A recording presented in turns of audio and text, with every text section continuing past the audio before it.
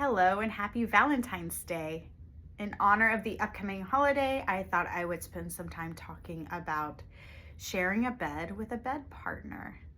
This is probably not a surprise to you all, but this is a point of contention for a lot of the clients that I see because oftentimes it's like Murphy's Law that the insomniac is married to the guy who falls asleep within 5 minutes flat.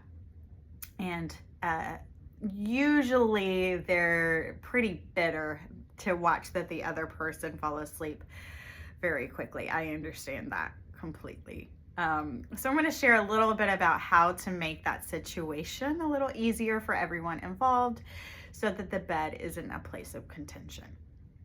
So first of all, the first thing I have to address right off the bat is loud snoring. This comes up so often. That's probably the primary complaint that I hear. My husband is snoring so loudly, it's keeping me awake at night. And I always say, and this is hard because that other person is not my client, but that person, if the snoring is very loud, enough to disrupt a bed partner, if that person is feeling extra tired during the day, falling asleep pretty quickly, and even falling asleep during the day, there is a chance that they could have something called obstructive sleep apnea.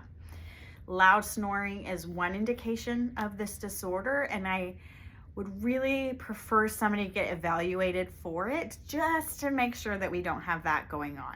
So I always say, tell your primary care physician about these symptoms and see if you need more evaluation, because that's not something we want to go undiagnosed.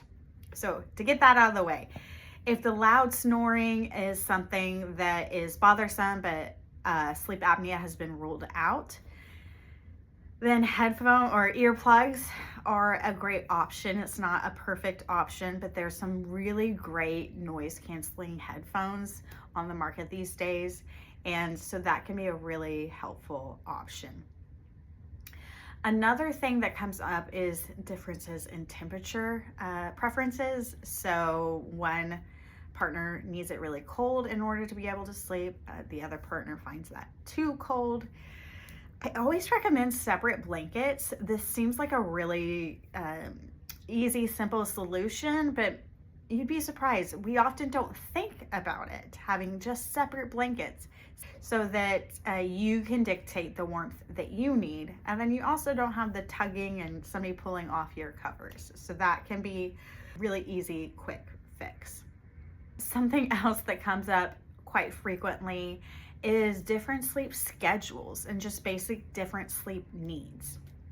So you're somebody who's more of a night owl, you stay up later, your partner wants to go to bed earlier, and there's a mismatch there. Many people feel like they have to go to bed at the same time as their partner, and that might help with intimacy, and every couple is different. But I always encourage people to find what works for you and don't make decisions about your sleep arrangements based off of what anybody else is doing.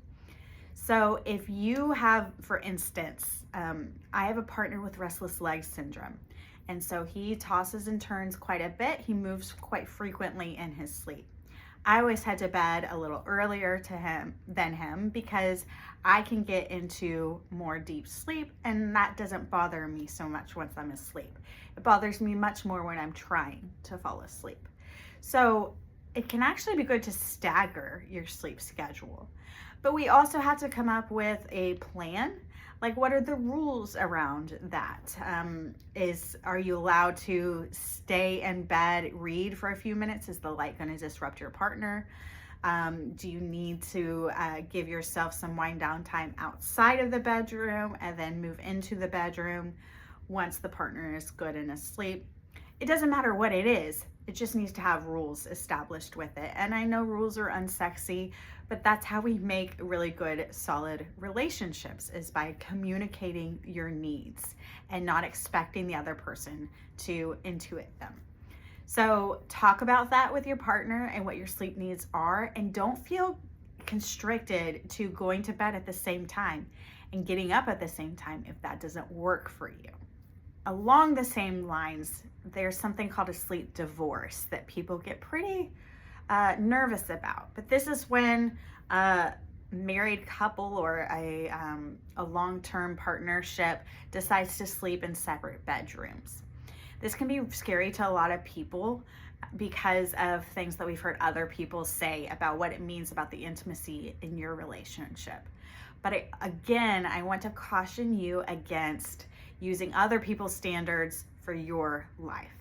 Oftentimes, getting better quality of sleep because you're not sleeping next to somebody who is disrupting your sleep creates for a better partnership because you're not at each other's throats. When you wake up in the morning, you've gotten better sleep and you both feel better, so you communicate better, you treat each other better. So sometimes I really recommend a sleep divorce if both people are on the same page when it comes to that. For instance, if we are using devices like a mask to treat obstructive sleep apnea during the night, or anything like that can be disruptive to the partner, sometimes it's best to just choose different bedrooms and see how that works for you. And if you're both feeling better and don't notice a lack of intimacy, then there's really no need to stay in the same bed. It really is about what works best for you. So I really encourage everybody to have an open and honest discussion about what your needs are when it comes to sleep. I hope that each partner is open with each other to hear those needs and work and to find common ground. So with that being said, have a happy Valentine's Day. I hope this leads to a fruitful discussion for you and your partner, and ultimately to better sleep, because that's what I'm here for. So if you need me, please don't hesitate to reach out. I'm here and available to help with any of your sleep needs. Just give me a call. Thanks.